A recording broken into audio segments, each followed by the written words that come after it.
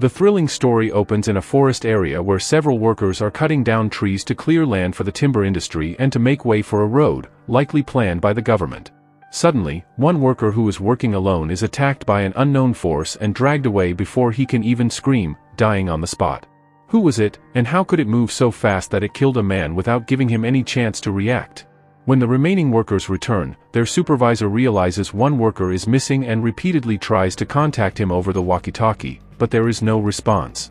Growing worried, the supervisor drives back to the site himself, parks his car, and starts calling out to the missing worker, not realizing this decision will cost him his life. As he enters the same area where the worker disappeared, something unseen watches him from above.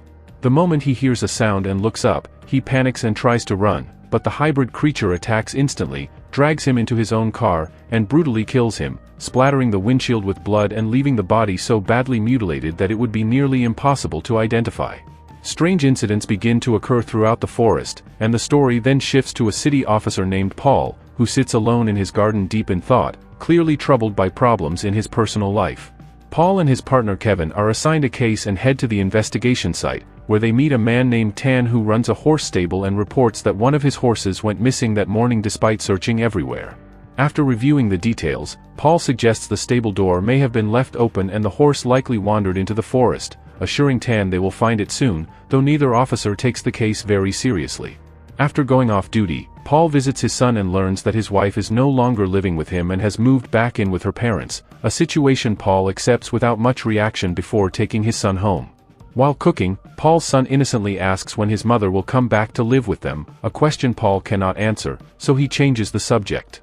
Later, after dinner, as Paul takes his son to bed, he hears a loud noise outside, like something heavy landing on the ground, and after securing his son, he steps out with a flashlight but finds nothing, eventually returning inside and putting his son to sleep properly.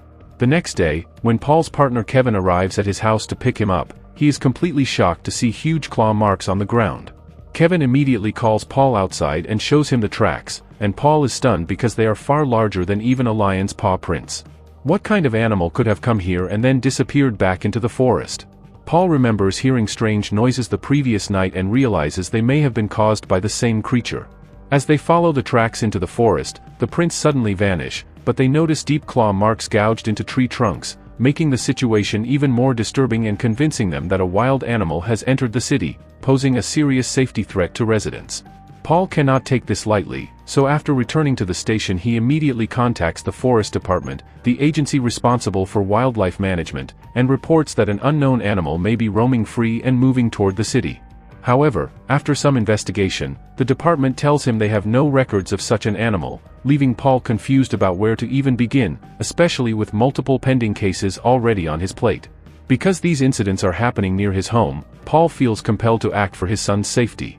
Days pass, fear spreads among the citizens, complaints pile up, and public pressure on Paul continues to rise, yet no solid information about the creature is found.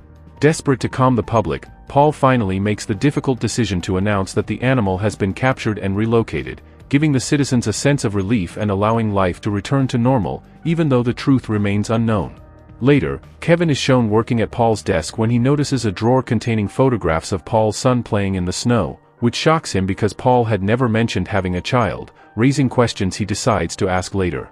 Soon after, Paul receives another complaint from a church father reporting that his dog has gone missing despite being perfectly fine just a day earlier, reinforcing Paul's growing suspicion as animals and pets continue to disappear without explanation, all part of a pattern that began suddenly and deepens his concern about the mysterious creature, after which Paul heads to a grocery store to pick up some supplies. He picked up several everyday items, but when he went to pay, the cashier started asking Paul about the same mysterious animal. Paul had no answers, so he stayed silent. Sitting beside her was another man who claimed his father used to say that a strange creature lived deep in that forest, brutally killing smaller animals, insisting it wasn't an animal at all but an alien from another world, something Paul completely dismissed as nonsense. The man then began blaming Paul and the entire sheriff's department, accusing them of incompetence and saying they should have figured it out by now, hurling insults at Paul until he lost his temper and snapped back before storming out with his groceries. Outside, Paul ran into a hunter who traveled from place to place hunting animals, and the hunter shared alarming information, explaining that many animals had suddenly vanished from the forest. Deer that were once everywhere were now nowhere to be seen, and even other wildlife populations had dropped sharply, with several animal carcasses found scattered deep inside the woods. This strongly pointed toward the unknown creature, and for the first time, Paul began to believe it might actually be something extraterrestrial. Fear for his son overwhelmed him, so he immediately went to his wife to bring the boy back, where she explained she had already picked him up from school because children in the park were talking about a creature roaming nearby, the same one whose massive footprints had been seen around town, which she found extremely dangerous. It is revealed there was a reason their marriage had survived years earlier despite deep issues, though they no longer live together, and she hands their son over to Paul so he can keep him safe for a few days. Late that night, Paul is driving with his son through a forested area when they suddenly freeze as a massive figure crosses the road ahead of them, clearly a large animal that leaps into the bushes and disappears. Unable to ignore what he just witnessed, Paul locks his son safely inside the car, tells him to stay put, takes his gun for protection, and follows the creature into the forest, but whatever it is moves expertly, vanishing behind thick bushes as if it were never there. As Paul continues investigating, he finds horse harness straps tangled in the shrubs, realizing the missing horse from earlier was likely killed and eaten by this creature, and he moves forward calling out to it, pushing deeper into the darkness. But the creature was not foolish enough to reveal itself and never came out, and Paul was now certain that the massive claw marks he had seen belonged to this very animal, the same one responsible for the disappearance of pets and wildlife across the forest and town. He knew this terrifying creature had to be captured at any cost, but it was already late at night and his son was with him, so after finding nothing, Paul headed back toward the car, only to be horrified to discover that his son was gone. Panic took over as he searched frantically and called out his name, knowing that danger lurked everywhere and that anything happening to his child would be entirely his responsibility, but after a desperate search, Paul finally reached home and felt immense relief when he found his son safely there, having walked back in fear when Paul did not return quickly. Paul hugs him tightly and warns him never to wander off again, unaware that this was only the beginning of the terror the creature would unleash. Meanwhile, Kevin visits the hunter at his bar, where the hunter offers him a drink and begins sharing an old family legend tied to the forest, claiming spirits live there that can control people and change their physical form, and recalling a time when a young woman was found hanging and brutally killed, an investigation that concluded it was neither the work of a human nor an animal, but of a horrifying creature of immense height and size, possibly even larger than an elephant, which the hunter believes is responsible for the current killings. Kevin grows increasingly worried, knowing his own family lives in the town and that they are all in danger if the creature is not stopped. The story then shifts to Paul and his wife at their son's school, where the principal complains that the boy has been misbehaving, using offensive language, and speaking about a brother who died years ago as if he were still alive, revealing that Paul once had two sons, one of whom passed away for unknown reasons. The principal's words spark anger in Paul's wife, who argues and storms out with Paul, hinting at a painful secret yet to be revealed, and as Paul drives away, he notices a nearby graveyard where his deceased son was buried. Paul still carries deep regret, believing that his own negligence caused everything that happened, and the truth about what actually happened to his son is about to be revealed. We then see Kevin on patrol in the same area, and he quickly meets up with Paul, where the two begin talking until sudden movement above catches their attention as large flocks of birds scatter wildly in all directions. They know these birds usually migrate south in a fixed pattern, not in such random directions, which makes both Paul and Kevin suspect that something is disturbing them, possibly the creature itself. Animals throughout the forest are clearly panicking, and their population has dropped drastically, and Kevin shares everything the hunter told him about the creature, admitting he does not know how much of it is true. Paul, despite having seen the creature himself that night, dismisses it all as stories and tells Kevin they should not believe such tales, even though both of them know the truth deep down but refuse to accept it. In a situation where a massive creature roams a dense forest and can attack at any moment, direct confrontation is impossible and trying to fight it would only risk one's life, but there is a known survival tactic that can help against any predator, which is making oneself appear sick or impure. Research shows that many predators prefer fresh, healthy prey and often avoid animals that appear weak or ill, so this same tactic can be applied to large creatures by showing signs of sickness such as a high fever, which wild animals can easily sense.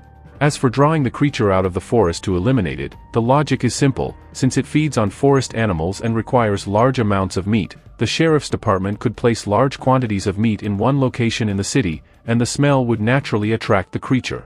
If this plan succeeds, The creature can be lured into the open, where the full sheriff team can capture it, or, if it proves too dangerous, shoot and kill it, proving that there are multiple ways to survive and deal with such a terrifying creature.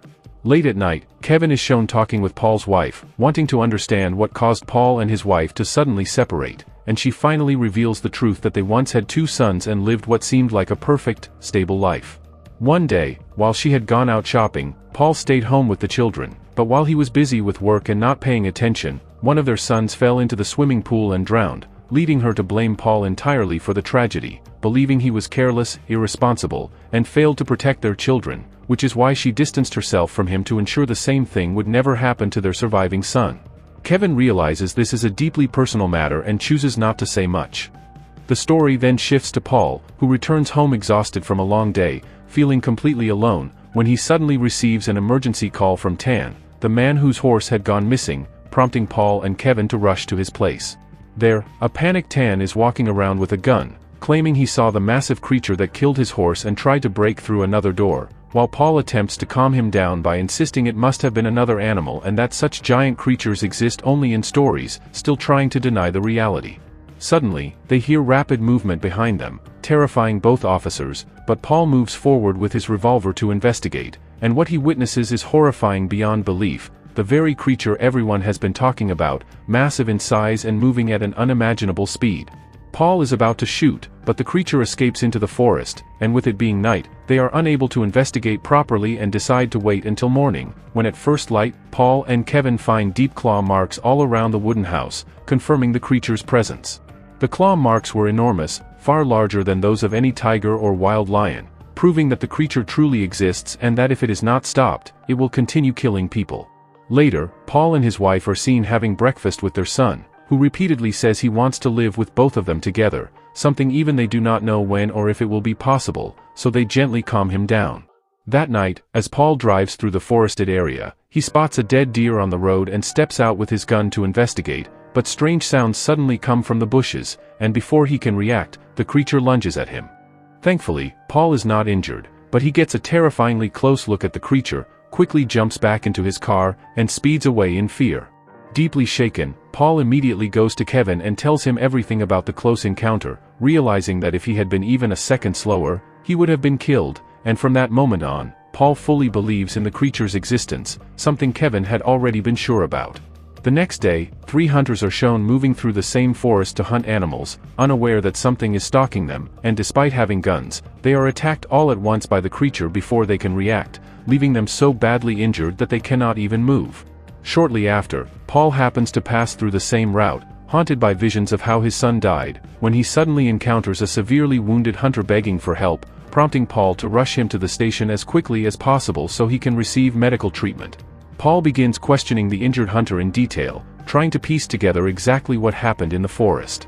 With visible fear still in his eyes, the hunter explains how he and his companions were moving through the area when they suddenly realized they were being watched, and before they could react, the dangerous creature attacked, striking with terrifying speed and strength and killing his fellow hunters one by one, leaving them completely trapped with no way to escape. This chilling account becomes yet another undeniable piece of evidence, and at that moment Paul and Kevin are fully convinced that the forest is no longer safe for humans. Understanding the seriousness of the situation, they immediately contact the forest department and issue strict orders that no one is allowed to enter the forest under any circumstances, emphasizing that urgent precautions must be taken to contain the threat and eliminate the creature before more lives are lost. Refusing to rely only on second-hand reports, Paul and Kevin lead a team directly into the same section of the forest where the attack occurred, and what they discover there is deeply disturbing. Several workers' bodies are found hanging from tree branches, arranged in a horrifying manner, making it clear that these are the same workers who had gone missing at the very beginning of the story. The brutal scene confirms the creature's intelligence and cruelty, sending a chill through everyone present. As this grim discovery spreads, the entire town begins to shut down under a blanket of fear. Snow starts falling heavily, roads grow silent, shops close early, and people retreat into their homes, locking their doors and windows. The freezing weather mirrors the town's growing sense of dread, and with visibility dropping and conditions worsening, the investigation becomes even more tense and dangerous, signaling that the situation is spiraling far beyond anyone's control. With the worsening weather and the town nearly frozen in fear, carrying out the investigation becomes far more dangerous and complicated than before. Snow continues to fall heavily, cutting off visibility and isolating the town, yet Paul refuses to abandon the search for answers. Even while staying inside his own home, his mind remains restless, and he continues discussing every possible solution with Kevin over the phone, trying to figure out how to stop the creature before it claims more lives. The tension in the house is unbearable, and just when Paul thinks he has a moment to breathe, a sudden, horrifying scream from his son shatters the silence. Paul's heart races as he sprints toward his son's room, only to realize that the nightmare has followed them home. The creature has already broken into the lower floor, its presence filling the house with terror. Without wasting a second, Paul grabs his son, rushes him into a nearby room, and locks the door tightly, telling him not to make a sound. Knowing he cannot handle this alone, Paul immediately calls Kevin, his voice shaking as he asks for urgent help. Kevin arrives within minutes, armed and ready, and the moment he sees the creature, he fires repeatedly. The gunshots roar through the house, and the echo of the blasts finally forces the creature to retreat and disappear into the snowy darkness outside. That night, the horrifying truth becomes impossible to ignore. If the creature can invade homes so easily, then nowhere in the town is truly safe. Understanding the urgency, Paul and Kevin decide to gather all the townspeople in one place where they can protect them together. They lead everyone to the church, believing its strong structure and open space might offer some chance of safety and unity. People huddle together in fear, whispering prayers as the storm rages outside. But their fragile sense of hope collapses when they notice a dark figure standing beyond the church doors. Through the swirling snow, the same creature becomes visible, slowly moving closer, step by step, toward the entrance, making it terrifyingly clear that the danger has followed them even here. Suddenly, with a deafening crash, the massive doors of the church explode inward as the creature smashes through, its inhuman strength tearing apart the only place the townspeople believed was safe. Panic erupts instantly, people scream, scatter, and desperately try to escape as Paul and Kevin shout at the top of their lungs, ordering everyone to run and get out while they hold the line. The creature moves like a nightmare brought to life, impossibly fast and brutally powerful, swiping through pews and walls as if they were made of paper. In the chaos, it lunges straight at Kevin, slamming him violently to the ground and leaving him badly injured, and for a terrifying moment it feels certain that Kevin is about to be killed. Gritting his teeth through the pain, Kevin raises his gun with shaking hands and fires into the creature's shoulder at point-blank range, the shot ripping through flesh and buying only a split second of relief. That single moment is enough for Paul to rush in from behind, unleashing a relentless barrage of bullets into the creature's back, chest, and head, emptying his weapon as the beast roars in agony and finally collapses onto the church floor in a lifeless heap. For a brief, fragile moment, silence fills the church. The survivors stand frozen, staring at the fallen monster, hardly daring to breathe. Relief slowly washes over them as the reality sinks in that the creature is down, and many people fall to their knees, crying, praying, and thanking God, believing the nightmare that haunted their town has finally ended. But as Paul and Kevin cautiously approach the body, weapons still raised, their hope turns into sheer horror. Before their eyes, the bullet wounds begin to close, torn flesh knitting itself back together, bones realigning, and dark energy pulsing beneath its skin as the creature's body starts regenerating on its own. It becomes terrifyingly clear that once the healing is complete, the monster will rise again, stronger and deadlier than before. This horrifying sight confirms what they feared all along. This is not a normal animal, not even a mutated one, but something truly demonic, awakened or drawn out by the relentless destruction of the forest and humanity's disregard for nature.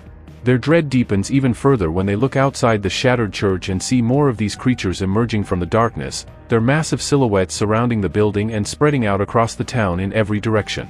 In that moment, Paul, Kevin, and the remaining survivors realize the truth. This was never just about stopping one creature, and escaping or defeating what is coming may be impossible for human civilization. With that chilling realization hanging in the air and the fate of humanity left uncertain, the terrifying story comes to a haunting end.